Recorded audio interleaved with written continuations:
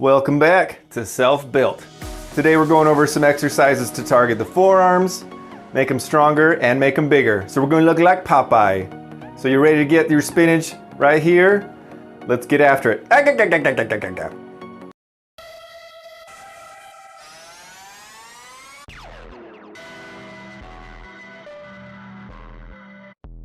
going to go over 4 different exercises to improve strength and size. This first one is an old school one, and unfortunately people don't really do it much anymore. It's just simply wrist curls with a barbell behind your back. And all you can do is simply just back up behind it, and then all you do is just curl your wrists up.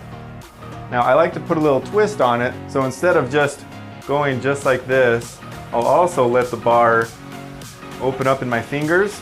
So I'm basically doing a squeeze motion, and I'm also curling my wrist, so it activates a lot more range of motion. And I'll also, if I'm able, I'll bend forward just a little bit, so that way it just lets my forearms go back a little bit further, because I like to keep my hands close together.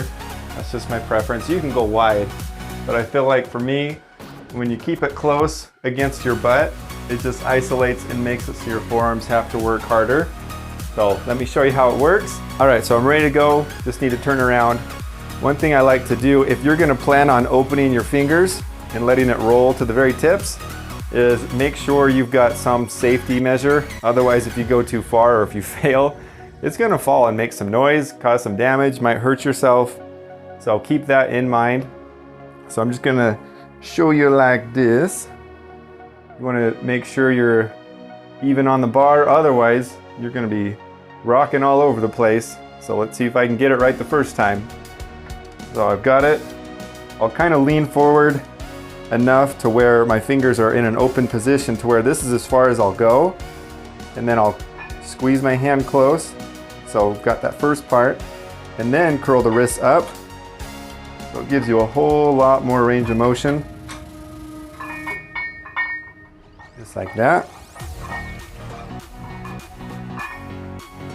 And even just after a few reps, my forearms are already burning. Want to keep it under control the whole time. Make sure you pause at the top. And trust me, after doing a few sets like this, your arms are going to blow up. As you get towards failure, you can break up the range of motion to where you just do the squeezing part.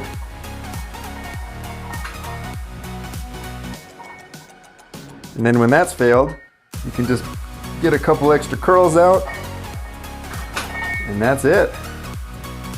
It's a really good one. It's been used for a very long time. Give it a try if you haven't tried it yet. It's definitely forearm builder for sure.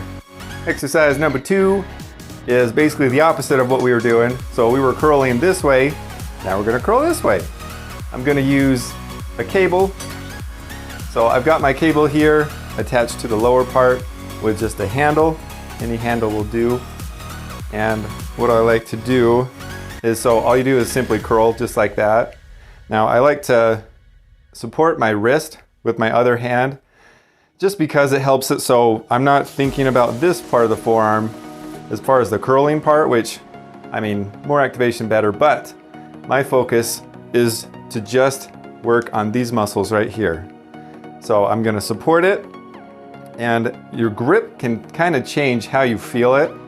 So if you hold it standard like this with your thumb, you'll feel it one way, and if you take your thumb off and just squeeze with these fingers, believe it or not, it'll feel a little different.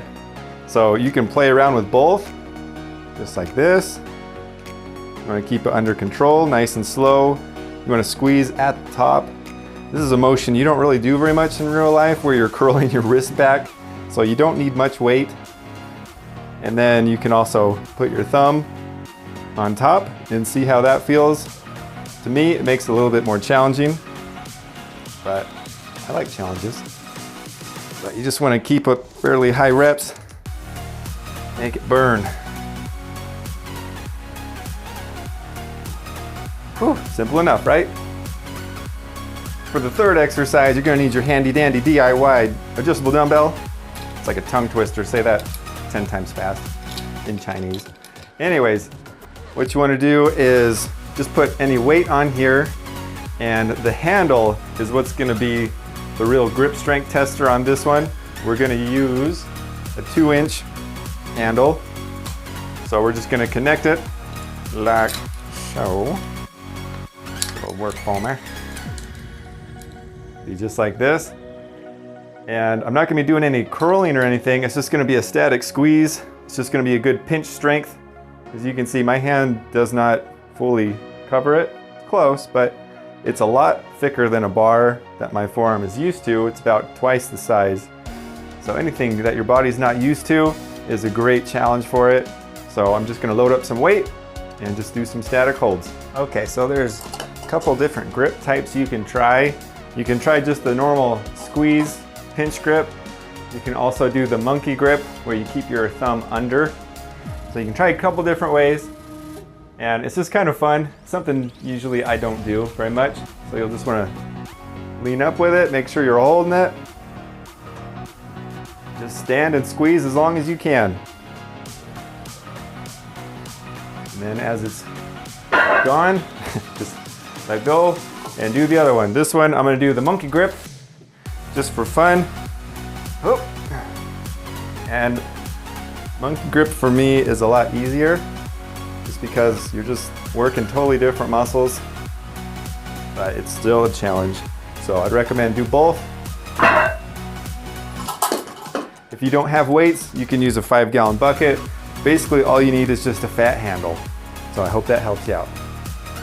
All right, the last and final grip strength trainer is going to be playing baseball. That can't be right. What I've done is I've turned this baseball into a handle, well, softball if you want to get technical about it.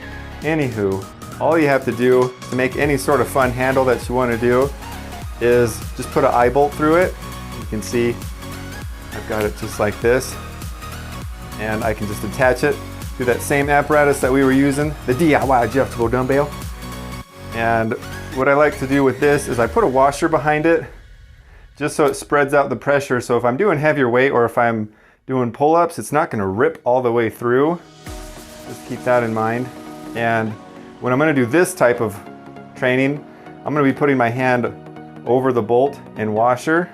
So I've made it to where I've just unthreaded it a little bit, so there's not so much that's going to be into my palm. But normally if I'm doing other exercises, I'll just thread it in a little bit more just so I don't have to worry about it unthreading on me and having a fun surprise. So those are some tricks for you. So let's show you how it works. So I've got it attached, and I'm just going to grip around and just squeeze and stand up with it. I don't have nearly as much weight. This is just 25 pounds, and I can already feel it start to slip a little bit. So you don't need much weight at all with this type, but it's definitely fun. You don't have to be a rock crawler or a rock climber to have really good strength or do strength training. I'd say, hey, if you're doing anything that requires fingers, you want to be strong, right? So just alternate back and forth. Just kind of count in your head for a number that you're going for. But it's pretty fun, and it changes it up a little bit. So I hope you guys give it a try. Tell me what you think. And that will conclude today's episode of Self-Built. If you liked it, give it a like right here. Subscribe right here if you haven't already. Got a lot of good stuff coming towards you. And hey, tell me what you think down below. And we will see you next time on some more Self-Built.